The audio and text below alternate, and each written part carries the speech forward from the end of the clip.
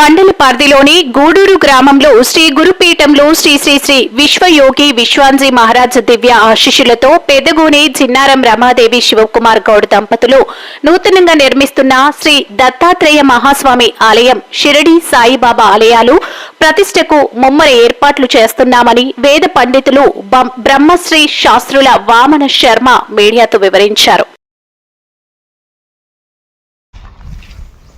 సమస్త ఆస్తిక మహాజనులందరికీ కూడా విజ్ఞప్తి, మెదక్ జిల్లాలోనే కాదు రాష్ట్రంలోనే అద్భుతమైనటువంటి గురుపీఠ నిర్మాణం మెదక్ జిల్లా శివంపేట మండలం గూడూరు గ్రామంలో జరుగుతున్న విషయం మీ అందరికీ తెలిసింది.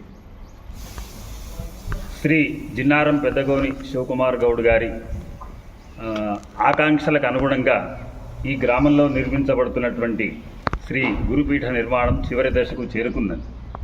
అది ఈరోజు మన ముందు మన కళ సాకారమే కావున ప్రతిష్టా కార్యక్రమాలు కూడా వచ్చే నెల 3, 4, 5 తేదీలలో సశాస్త్రీయంగా వేదోక్తంగా ఆగమశాస్త్రబద్ధంగా ప్రతిష్ఠించేందుకు నిర్ణయించడం జరిగింది.